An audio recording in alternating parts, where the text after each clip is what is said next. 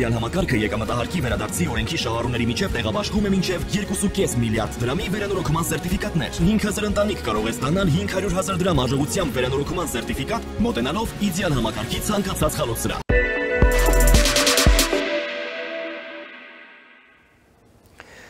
Շարունակում ենք մեր թողարկումը, առաջին լրատվականի եթերում կրկին գիրակնորյա լրատվական վերլուծականն է, ես Ռուբեն Մեհրաբյանն եմ։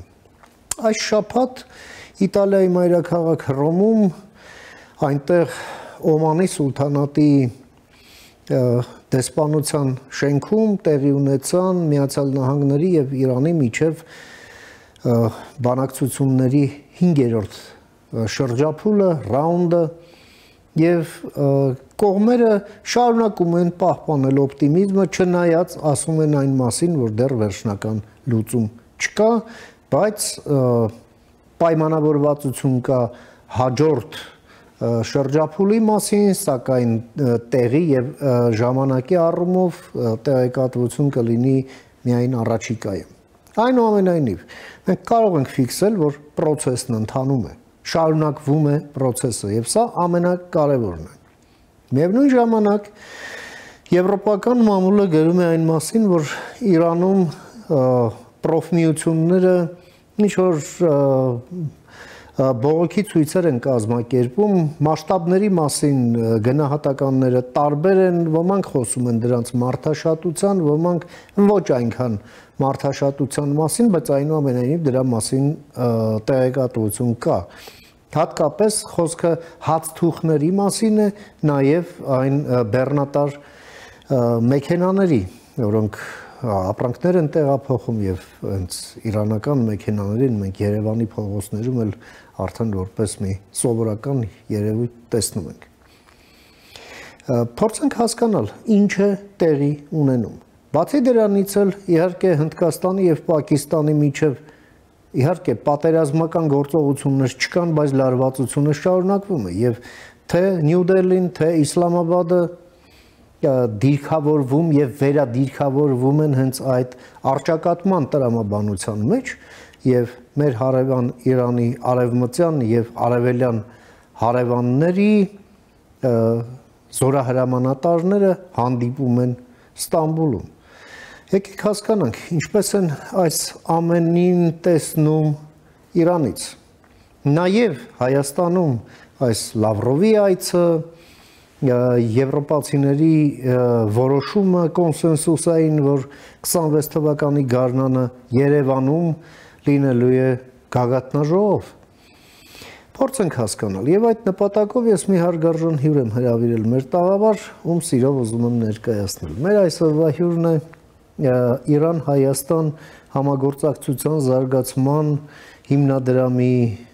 հիմնադիր և ղեկավար Փույա Հոսեյնին։ Սալամ աղայե Հոսեյնի, շնորհակալ եմ, որ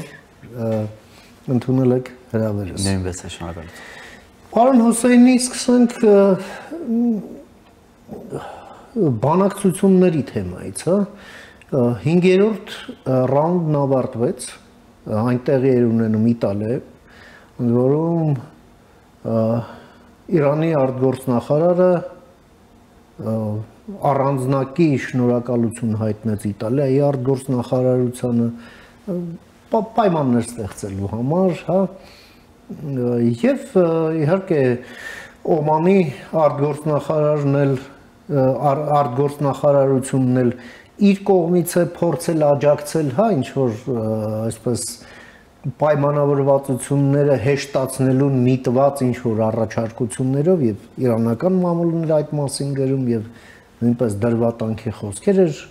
հասցեագրում Օմանին, ինչ տեղի ունեցավ և որ կետում ենք մենք այս գործընթացում, իսկ այն շարունակվում է այնուամենայնիվ, համեցեք։ 5-րդ բանակցությունների փուլը այդ պայմաններով ընթանացավ, որ Իրան և Միացյալ Նահանգները մի կետի վրա լուրջ անհամաձայնություն տեղի ունեցավ, անհամաձայնություն ունեին և հրապարակում էին այդ անհամաձայնությունը մինչև բանակցությունները 5-րդ փուլը այն դրամասին էր, որ Միացյալ Նահանգները կողմից ասում էին, որ մենք թույլ չենք տալիս Իրանը ուրանի հարուստացման ընդհանրապես որ չլինի ունենա ուրան հարուստացնի, Իրանը ասում էր դա մեր համար կարմիր գիծ է եւ մենք միջուկային էներգիայի միջազգային կազմակերպությունի անդամ ենք եւ դրա շուրջ բոլոր տեսչությունների եւ դրա մեջ մենք իրավունքներ ենք ստացել, որ խաղաղ միջուկային էներգիայի համար մեր գարիկների համար ուրան հարուստացնենք եւ նաեւ Իրանը NPT անդամ է, NPT միջուկային զենքի չդարացման մասին պայմանագիր է, Իրանը ստորագրել է դա եւ խիստ վրայսկում են Իրանի միջուկային ծրագիրը եւ միջուկային օբյեկտները եւ վերջին համաձայնությունը 5 բանի համաձայնությունը, որ Թրամփ դուրս եկավ միջուկային ծրագիրը Իրանի հետ համաձայնությունից, որ Իրանը դուրս եկավ, մինչեւ այդ շատ խիստ վրայսկություն էր Իրանի միջուկային ծրագիրի վրա այսինքն նման պայմանները ավելորդ օրենքից միջազգային օրենքից դուրս պայմանները որ առաջ է քաշում Միացյալ Նահանգները Իրանի համար անընդունելի են, բայց 5-րդ փուլում դրա մասին երկու կողմը խոսել են Օմանի միջնորդությունով ինչ որ առաջարկեր է եղել դրանից հետո էլ մենք լսում ենք Ամերիկայի Միացյալ Նահանգների կողմից որ առաջարկներ են անում Օմանը եւ այլ երկրներ արաբական պետությունները Իրանի հետ ինչ որ Արաբիա Սաուդիի հետ ինչ որ առաջարկ էին արել որ Իրանը ինչ որ կոնսենսուս կազմակերպություն է ստեղծեն մի քանի գոմերի հետ համատեղ ուրան հարուստացնեն եւ Իրանին հանձնեն Իրանի հետ այս իհարկե այդ ուրանը հարուստացնեն Միացյալ Նահանգներից էլ լուր կա, որ իրեն առաջարկում են, որ եթե չեն կարա վերջնական համաձայնություն կան Իրանում Միացյալ Նահանգները, գոնե ժամանակավոր համաձայնագիր է ստորագրել։ Եթե չեմ սխալվում, 3 տարի ուղղակի ընդմիջվի Իհարկե։ Այդ ընթացքում մտահղացումն այն է, այդ ընթացքում ինչ որ վստահություն ձևավորվի, որից հետո մինչև ինչպես Իրանն է պարտավորվել մինչև 3.75% հարուստ։ Իհարկե, ինչ որ չափով բաժանմիջոցներ էլ դուրս ժամանակավոր համաձայնագիր էլ մի տարբերակ է, որ կարա այդ բահին հարցի լուծում տա, որովհետև երկու կողմը չեն սանգանում պատերազմին, հիմա որ այդ բահին որ Թրամփը մի քիչ հեռացել է Իսրայելի լոբիից եւ Իսրայելի ազդեցություն դակից մի քիչ հեռացել է եւ մոդիքացել է արաբական պետությունների հետ մենք տեսանք որ Թրամփը այցելություն ունեցավ Իմարաթը, Կատարը եւ Արաբիա Սաուդիա, Սաուդյան Արաբիա եւ խոշոր պայմանագիր, պատմական պայմանագիր տնտեսական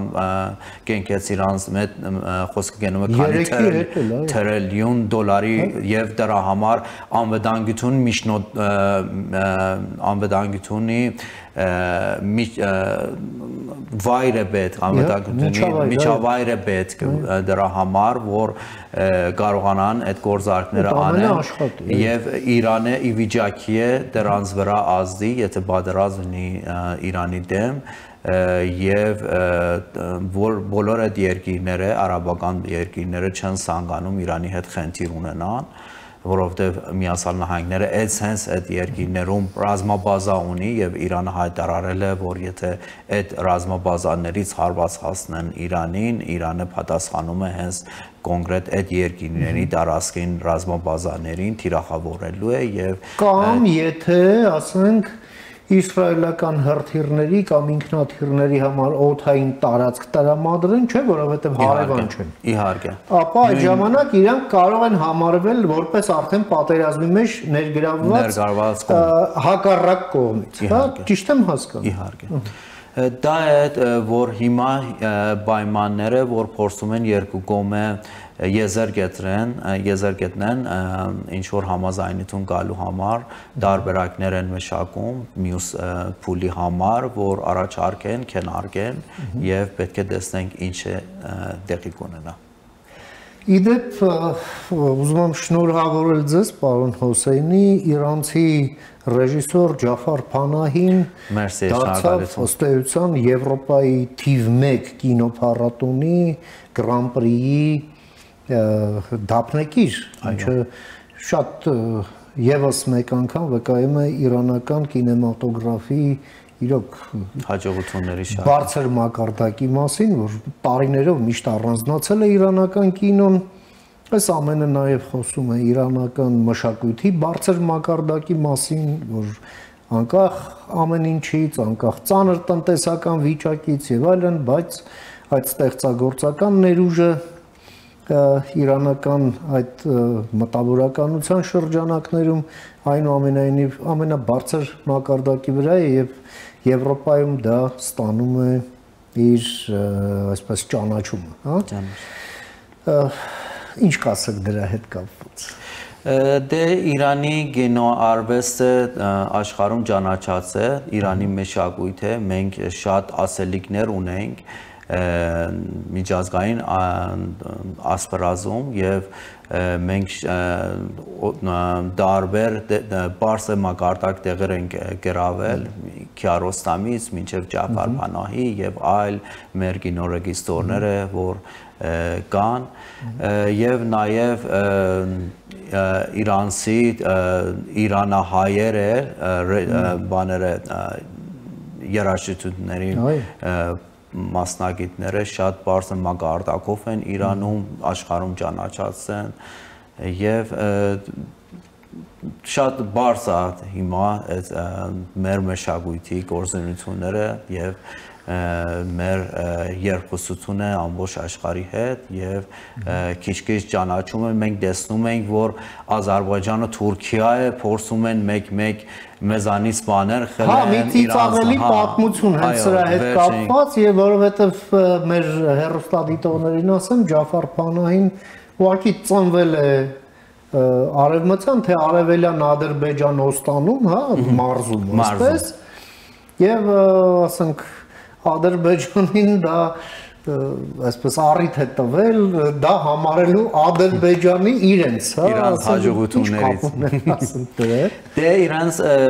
փորձում են միշտ էլ փորձել են պատմամշակութային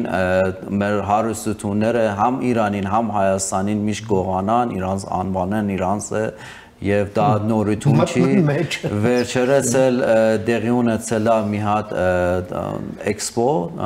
մշակութային էքսպո, որը իրանական գորգերը Հոլանդիայում այնտեղ բան են արել, անվանել են ադրբեջանական գորգեր եւ այլն, տենց եթե ուզենանք հատ նշենք, շատ մեծ ցան կլինի մեր պատմամշակութային հարստությունները, որ իրենց անվանում են իրենց եւ ներկայացնում են ամբողջ աշխարհին։ Իդեպ իրանական գորգերի վրա պատժամիջոցներ միջազգային չեն տարածվում, իրանական գորգերը ազատ վաճառվում են թե Եվրոպայում, թե Միացյալ Նահանգներում, դա էլ ես եմ տեսել։ Այո, այսպես ասեմ։ Եվ համարվում են լավագույնները, դա եւս փաստ է։ Պարոն Հոսեյնի, այնուամենայնիվ Իրանում երբ իրանական պատվիրակությունները ուղղակի համառորեն պնդում են, որ առաջին քայլը Իրանին ընդառաջ Իրանի այսպես այդ փոխզիջման տրամաբանության մեջ պետք է լինի պատժամիջոցների վերացումը, դա պայմանավորված է նաև իրոք որ բավականին ծանր տնտեսական իրավիճակով որը կա։ Եվ դա էլ մի օրվա բան չի, դա էլ սկսած իսլամական հեղափոխությունից մինչ մեր օրեր դա շարունակվում է։ Իհարկե իրանական տնտեսությունն էլ ադապտացվել է ինչ որ առումով դրան, բայց դա ծանրությունը մնում է ծանրություն։ Եվ եվրոպական մամուլն երեք չէ առաջի օրը սկսեց գրել, իսկ երեք ավելի այսպես լայնորեն, որ այս անգամ իրանական պրոֆմիություններն են բողոքի ցույցեր կազմակերպել եւ դրանք հացթուխների շրջանում են եւ բեռնատարների վարորդների շրջանում, հա, տրանսպորտային ընկերությունների պրոֆմիություններն են։ Ինչ է իրականում տեղի ունենում, դուք ինչ տեղեկություն ունեք եւ որքանով են մասշտաբային, ինչ են ուզում այդ մարդիկ եւ ինչպիսի լուծումներ եք դուք տեսնում։ Դե տենդենսությունը զաներ է, դրա մասին խոսք չկա, հիմա շատ դե 30-40 տարի մենք բաժամիջոցների տակ ենք, բայց ինչ որ նշեցիք, մենք ադադապտել ենք այդ ամեն ինչը, բայց վերջերս հա դժգոհություններ են եղել որոշ շրջաններում, սոցիալական դժգոհություններ են, բայց հիմա կասկածներ կան, որ հենց հիմա որ Իրան եւ Միացյալ Նահանգները բանակցում են, ինչ որ ուժեր, դերսի կապված ուժերը փորձում են Իրանում ինչ որ խնդիրներ սարքեն, որովհետեւ Իրանը համ ներսից, համ դերսին, համ արտաքին, համ ներքին ջնջման տակ լինի եւ փորձեն այդ ժամանակահատվածներում ինչ որ զիջումներ գործեն Իրանից, կասկածներ կա, որ այդ ժամանակահատվածը, որ Իրանը լուրջ բանակցություններով արվում Միացյալ Նահանգների հետ, ինչի համար այդ ժամանակ է ոչ թե առաջ մի ամիս առաջ է այդ խնդիրները, որ հիմա պարզազայնում են այդ միությունները, նոր չի, երեկվա խնդիրը չեն, ամիսներ, տարիների խնդիր են եւ դրա համար կասկածներ կա, որ դերսի ուժման դերծման է այդ ամեն ինչը, բայց ամեն ինչը հիմա կառավարությունը անում է, որ քաղաքական աստար չի ստանա այդ բողոքները, միայն սոցիալական լինի եւ սոցիալական եւ հարցերը լուծեն, հիմա բանակցությունները վարվում իրենց ներկայացուցիչների հետ եւ Փորձում ենք ինչ-որ լուծեն, իհարկե, շատ խնդիրը չի մեծանա, քաղաքական աստար չի ստանա այդ ամեն ինչը եւ մենա հենց սոցիալական, տնտեսական հարթության լուծի։ Շատ լավ։ Պարոն Հոսեյնի, Հայաստանի հետ կապված եւս իրադարձություններ կան, որոնք վստահ եմ Իրանի կողմից աննկատ չեն մնացել։ Դա իհարկե Լավրովի այցն էր Հայաստան, որի ընթացքում այստեղ այսպես թելադրողի դիրքերից ավել պակաս հազար բաներ այստեղ խոսած ընդ որում հարցեր, որոնք վերաբերվում էին թե հայ-ռուսական հարաբերություններին, թե հայ-ռուսական հարաբերություններից դուրս։ Մասնավորապես դուք երևի այդ ասուլիսը նայում եք, ինչ էր ասում Լավրովը, որ հայ-ռուսական հարաբերություններում ինչ տեղի ունեցել Ռուսաստանը ամեն ինչում ճիշտ է եղել, ամեն ինչ արել է, լավ է արել, ճիշտ է արել ու շարունակելու է վարվել այնպես ինչպես վարվում է, երկրորդը, որ զենք չի տալի, որովհետև կռվում է ամբողջ Եվրոպայի դեմ, կարծեք թե մենք ենք մեղավոր, եւ ասում է բանը, զենք չենք կարողանում տանք, դեմ փողն էլ որ տվել եք, դիմացը զենք չենք տվել, այդ փողը նենց մի ուրիշ տեղով սենց այլ բաների համար կծախսենք եւ հաջորդն էլ ինչ ասում, ասում հա դե որ մենք չենք կարողանում զենք տանք, դուք ազատ եք ումից ուզում եք զենք առնեք, բայց դուք պետքա հաշվի առնեք, Ֆրանսիան մեզ թշնամաբար է վերաբերվում եւ այլ, թե ինչ հաշվի պետք է առնենք, ինչի պետք է հաշվի առնենք, դա այլ հարց է, այնուամենայնիվ եւ ահա երկու օր անց Եվրոպայում կոնսենսուսային այսպես մի որոշում է ընդունվում, որ 8-րդ գագաթնաժողովը եվրոպական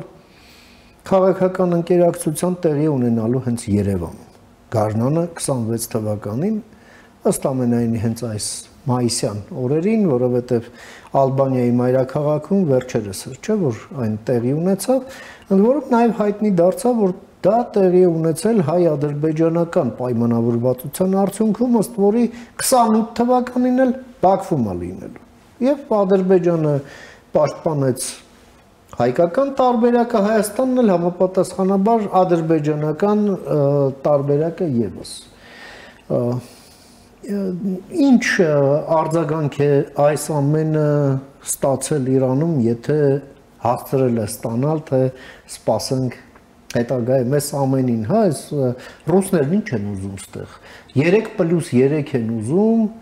ընդ որում ասում եմ հիմա ժամանակն է մի հատ Երևանում անեք, մի հատ էլ Բաքվում անեք ու դուք իրար մեջ պայմանավորվեք, բան ու գործ չունենք, էլի, համեցեք։ Իրանում դեր այս սելությունը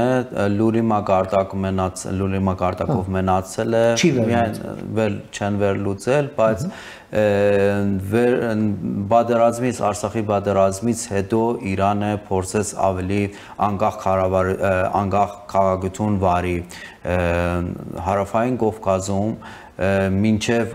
2020 թվականի Իրանի քաղաքությունը Հարավային Կովկասում կապված է Ռուսաստանին, այսինքն Ռուսաստանի միջոցով այստեղ հարցեր լուծում ավելի շատ մերձավոր արևելքում էլ ակտիվ Իրան է։ Դրանից հետո, երբ որ Իրանի շահերը ինչ որ արիմով չի համապատասխանեց այլ կողմերի հետ, Իրանը որոշեց, որ այստեղ իր կարմիր կեցերը կեցի, իր սեփական քաղաքությունը ունենա, իր անկախ քաղաքությունը ունենա եւ այդ քաղաքությունը միանշանակ պաշտպանում է Հայաստանի տարածքային ամբողջականությունը, ինքնաիշխանությունը, առանց վերապահության որևէ եւ տարբերաբար Իրանի ռազմաքաղաքական բարձրաստիճան ղեկավարների կողմից այդ քաղաքությունը ընդգծել են, որ մենք անկախ ենք այդ տարածաշրջանում, մենք մեր շահերը միայն համընկնում են այդ երկիրներին, որ մենք հայտարարում ենք եւ դեմ են ինչ որ տարածքային ամբողջական նկարդումները, որ Սյունիքի վերակար Զանգեզուրի միջանցքա եւ Ադրբեջանի կողմը եւ հետեւում կայնած այլ շահառուները որ կան եւ նաեւ Իրանը չհամաձայնվեց, այսինքն հայտարարեց, որ երրորդ կողմի վերահսկությունը այդ ճանապարհի վրա Հայաստան, Ադրբեջանից մինչև Նախճեվան, եթե ճանապարհ լինի, իր վերահսկությունը երրորդ կողմին ով ուզում է լինի, Իրանը մերժում է, միայն եւ միայն աջակցում է Հայաստանի բացառիկ վերահսկողություն։ Բացառիկ վերահսկությունը, դա նշանակում է նաեւ Ռուսաստանին էլ է մերժում այդ հարցում, ինչ որ 2020 թվականի 9-րդ կետը, որ մինչև հիմա բերում են սրան։ Այդ 9-րդ կետը անուղղակի Իրանը մերժում է եւ եվրոպական մասել Իրան եւ վերջերս Իրանը մի քիչ փապկացրել է իր քաղաքությունը սկզբից ասում էր մենք չենք ընդունում եւ այլ երկրների ներկայությունը տարածաշրջանում հարցի լուծում է, հետո մի քիչ փապկացրեց այդ քաղաքությունը եւ վերջերս տեսնում ենք, որ Իրան եւ Ֆրանսիայի դեսպանները Երևանում ինչ որ հանդիպում տեղի ունեցավ, հետո Ֆրանսիայի դեսպանը ասաց մեր քաղաքությունը համընկնում է Հարավային Կովկասում, մեր քաղաքությունը համընկնում է Իրանի հետ, այլ հարցերում կարող է անհամաձայնություններ ունենալ, բայց Հարավային Կովկասում մենք համաձայնություն, մեր շահերը համընկնում են եւ Իրանի դեսպանել բարձրաձայնել էր, որ մենք դեմ չենք եվրոպական երկրների հետ Հայաստանի համապող համագործակցությունը, եթե դա չլինի Իրանի դեմ եւ իրենց չխառնեն մեր հարաբերությունների մեջ եւ մեր հարաբերությունների զարգացման մեջ, դա բնական է, այսինքն Իրանը հիմա այդքան էլ դեմ չի եւ այդ բահին որ Իրանը արևմուտքի հետ, Միացյալ Նահանգների հետ, եվրոպական երկրների հետ ուզում է բարիլավի իր հարաբերությունները Բարոն Փեզեշկյանի նոր կառավարությունի քաղաքություն էր, որ փորձի եվրոպական երկրների արևմուտքի հետ բարիլավի հարաբերությունները այդ ենթատեքստում ես համարում եմ, որ Հայաստանը այդ դեղ է, որ Իրան եւ Միացյալ Արևմուտքը կարողանան համաձայնություններ կան եւ համագործակցություններ սկսենք։ Մենք տեսնում ենք վերջում Հայաստանում տեղի ունենում պրոյեկտներ, որ իրանական ընկերություններ են կազմակերպում, շինարարական ընկերություններ են եւ Քաջարանի թունելն է մասնավորապես, որ մի լավ մեծ փուլ արդեն մենք տեսանյութում նախարարության տեսանք, անցել են արդեն եւ մաքսակետը Հայաստանի մաքսակետը վերանորոգում են նոր բան է, որ եվրոպական ինչ որ բանկային բան է, այսինքն այդ բաժամիջոցները դեռ տեսնում ենք, որ Եվրոպայել թույլաtsել է ինչ որ Իրան եւ Հայաստանի տնտեսական հարաբերություններն աչքը փակում Միացյալ Նահանգները եւ Արևմուտքը այդ բաժամիջոցների վրա եւ դա լայն հնարավորություն է մեզ տալիս, որ մենք կարողանանք օգտվենք Նաև վերջերս տեղի ունեցավ Իրանի պաշտպանություն նախարարությունի այս է շատ կարևոր այս է Հայաստանում եւ հետագայում հնարավորությունը կբազի անգամ ինչու՞ չէ Հայաստանը Իրանի զենքենել է իրանական զենքերը դա երևի արդեն պատժամիջոցներից վերացնում հետո կարող է Հայաստանը Իրանի զենքերն է Իրանի զենքերը անգամ վերջին անգամ Դոնալդ Թրամփը դրա մասին Կատարում խոսեց որ շատ արդյունավետ են շատ էժան են շատ ռազմի դաշտում խնդիրներ են լուծում Եվ դա վկայում է, որ Իրանը կարա հետագայում Իրան Հայաստանը անվտանգությունի ոլորտում էլ համագործակցություններ ունենան թաբու կայր Իրան Հայաստան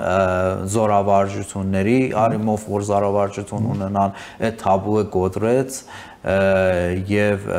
տեսնում ենք արևմուտքը այդքան լուրջ արձագանքներ չի տվեց դա հնարավորություն է տալիս որ մենք կարողացանք ամենայն դեպս արևմուտքի մեր գործընկերներին համոզել լեզուկետներ համոզել էլ չէ ուղղակի պատշաճ կերպով ներկայացնել թե սա ինչ զորավարժություն է ինչի համար է ինչ դեր ունի ոչ միայն մեր այլև տարածաշրջանի անվտանգության համար եւ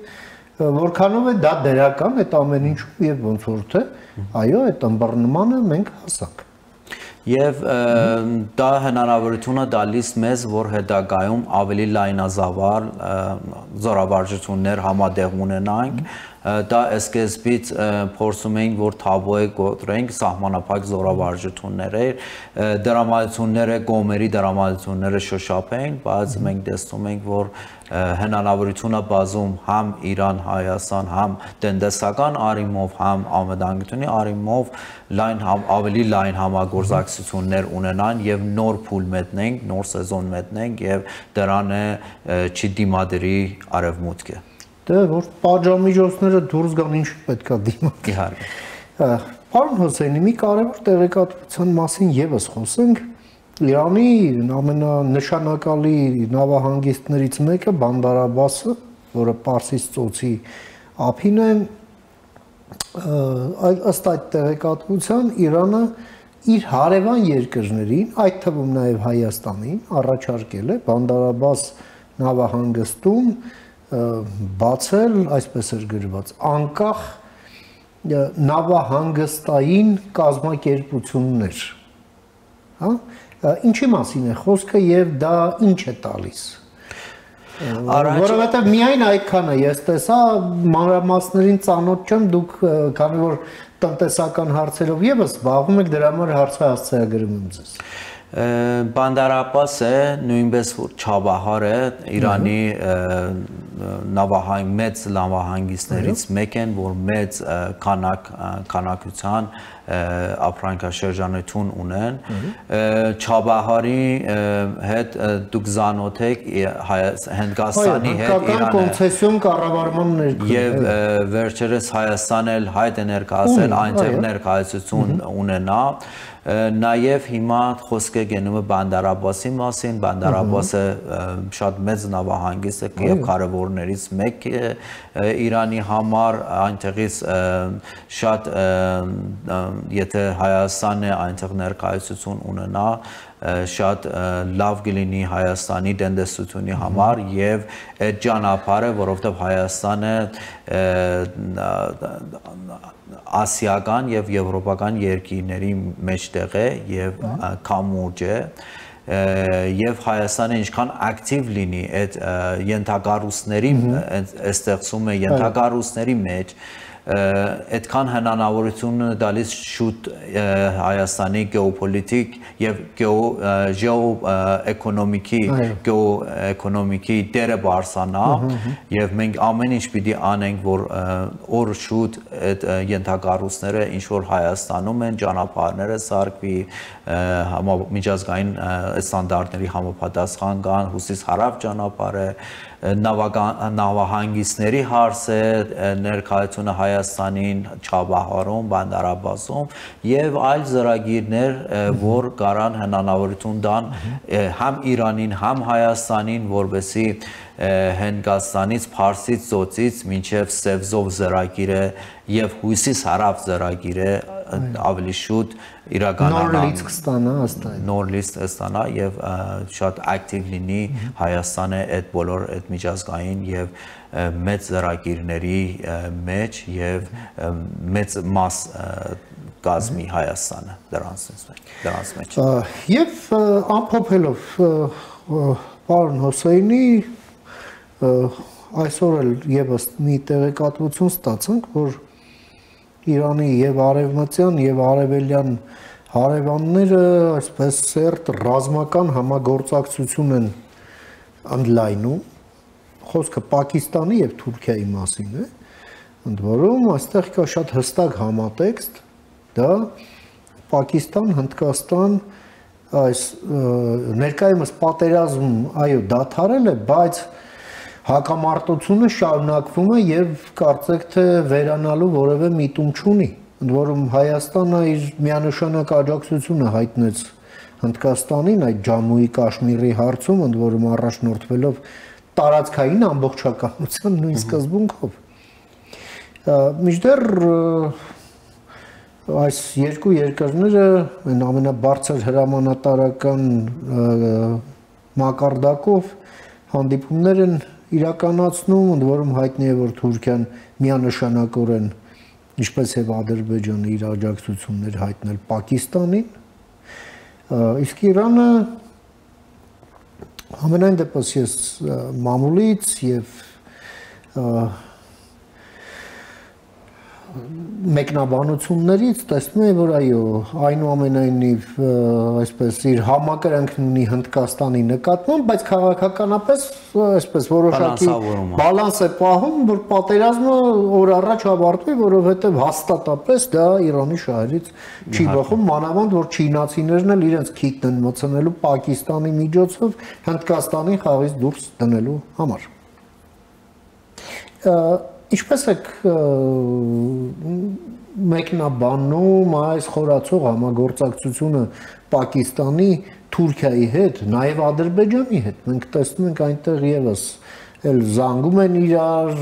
գնում գալիս են, ինչ որ իրար եղբայր, երեք եղբայրներ։ Հա, երեք եղբայր եւ այլն։ Համեցեք։ Իրականում Թուրքիա եւ Պակիստան եւ Ադրբեջան եւ Պակիստանը պատմական կամ մշակութային ինչ որ նմանություններ չունեն, բայց այս պահին շահերի բխումով երեք երկիրները մոդիկացել են Պակիստանը նոր չի Արցախի պատերազմից հետո շատ մոդիկացել է Ադրբեջան եւ Պակիստանը, նաեւ Թուրքիա իրանց ռազմական համագործակցությունները նոր չեն, բայց նոր թափ է ստանում եւ դա Իրանը հետևում է այդ ամեն ինչին, որովհետեւ դա բոլոր երկու երկիր Իրանի հարևաններ են, երկու երկիրներ է եւ Իրանը որոշ խնդիրներ եւ շահերի հակասություններ ունեցել է եւ ունի իրանց հետ Իրանը փորձում է միջնորդ խաղալ հենց պատերազմից Հնդկաստան եւ Պակիստանի առաջին օրերի պատերազմի սկսում է Իրանի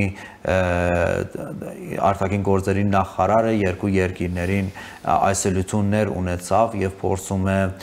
աջակցի երկու երկիրները որ դադարեն այդ ռազմական գործողությունները Թուրքիայի դերը շատ ակտիվ է Պակիստանի աջակցությունով եւ փորձում են ինչ-որ զենքի միջոցով փորձեն որովհետեւ հիմա Պակիստանը ավելի թույլ դիրքում է ռազմապես եւ մարդկային քանակով եւ ռազմական առումով ավելի թույլ դիրքում է բայց ամեն դեպքում երկու երկիրները միջուկային երկիրներ են եւ շատ վտանգավոր է ամբողջ տարածաշրջանում եւ այդ համագործակցությունը իրոք վտանգավոր է որովհետեւ փոխարեն փորձեն համդարդացնեն այդ դադարացնեն այդ ռազմական գործողությունները մի կողմ փորձում է ավելի վարի ավելի շատ բան անի Պակիստանին ավելի ռազմական առումով ավելի հնարավորություն դա որ այդ պատերազմը շարունակի որովհետև փորձում է Թուրքիայի փորձում է Հնդկաստանին ջնջել այդ միջոցով որ Չինաստանի, ինչպես ասացի, Չինաստանի հարցը մեջ բերեն եւ իրանք փորձեն այդ ճանապարհները, այդ կորիդորները, այդ ճանապարհները, որ փորձում է Հնդկաստանը, Իրանի, Հայաստանի եւ Եվրոպայի մինչեւ բանանի այդ ծրագիրները խոչընդոտեն եւ Չինաստանը փորձի Պակիստանի միջոցով միանա Ադրբեջանից կամ ուղիղ Իրանի միջոցով միանա Թուրքիային այդ հակակշռելու տենդենսական կոմպոնենտ ունի այդ ամեն ինչը այդ իրանց համագործակցությունը Թուրքիայի այդ աջակցությունը Պակիստանում տենդենսական անվտանգային եւ գեոպոլիտիկ կոմպոնենտներ ունի Դրա համար է Իրանը հետևում է եւ դա փաստ է ամեն ինչ անում են Իրանի շուրջը լուրջ խնդիրներ սարքեն Իրանը թույլանա Իրանը չկարողանա այդ մեկնոլորտը անվտանգությունի մեկնոլորտը խնդիր սարքեն Իրանին ուղիղ անվտանգությունի հարված է եւ դա նոր չի Իրանը ամեն ինչը դիրաբետում է ամեն ինչը ստուգում է եւ փորձում է Իրանի քաղաքությունը այդպես է որ բալանսավորի եւ այդ խնդիրները փորձի դիվանագիտական առողջացնի այն անվտանգության միջավայրը որը կա Իրանի շուրջ Նաև Թուրքիայի նոր չի ոչ միայն Պակիստանի գործերի մեջ խառնվում է փորձում է խնդիրներ սարքի թեժացնի ավելի շատ խնդիրները որ կան փորձել է նախ առաջ փորձում էր որ Աֆղանստանի հետ դել ինչ որ խնդիրներ սարքեն Իրանի համար այդ ճամբարները որ կան ջուրի համար որ հենց Թուրքիայի սարկում Աֆղանստանի համար եւ այնտեղ Իրանի բաժինը չեն դալիս եւ այնտեղ մեծ ջրամբարները որ սարկում են Թուրքիայի սարկում փակում են Իրանի պայմանագիր ունի Իրանը Աֆղանստանի հետ փորձում են Իրանի բաժինը ջրի բաշխման հետ կապված այո Իրանի բաժինը չդան այնտեղ մենք հենց Սիստան Բալուչեստանում կունենանք լուրջ խնդիրներ էթնիկ խնդիրներ, եթե ջուր չլինի այնտեղի ժողովուրդը սակավաջուր իհարկե փորձում են դենց խնդիրներ անընդհատ Իրանի շուրջը ստեղծեն հյուսիսից հարև, արևմուտքից արևմուտք, փորձում են բոլոր կողմերը Իրանի համար լուրջ խնդիրներ սարքեն, որ Իրանը չկարողանա լուրջ զարգանա եւ Իրանը իրանց համար լուրջ մերսակից է, դրա համար այդ ամեն ինչը տեղի ունենա։ Շատ շնորհակալ եմ, պարոն Հոսեյնի, մաղթում եմ, որ ձեր շատ գեղեցիկ եւ բարեկամ երկիրը օր առաջ իր բոլոր խնդիրները լուծի միջազգային հանրության հետ եւ արագորեն թոթափի այդ պատժամիջոցները, որոնց վերացումը հենց նաեւ Հայաստանին եւս անհրաժեշտ է։ Շատ շնորհակալ եմ ձեր այս շատ կարևոր տեղեկատվությունը, ձեր դիտարկումները մեր հեռուստադիտողին ներկայացնելու եւ ձեր ժամանակից մեր եթերին հատկացնելու համար մինչ նոր հանդիպում։ Ամենայն բարիք։ Մենք զրուցեցինք մեր գործընկեր Իրան-Հայաստան համագործակցության զարգացման հիմնադրամի հիմնադիր Փույա Հոսեյնիի հետ, լսեցինք իր դիտարկումները կապված իրանական ներքին եւ արտաքին քաղաքականության վերջին զարգացումների հետ։ Կարճ դադարից հետո կվերադառնանք, մնացեք առաջին լրատվականի հետ։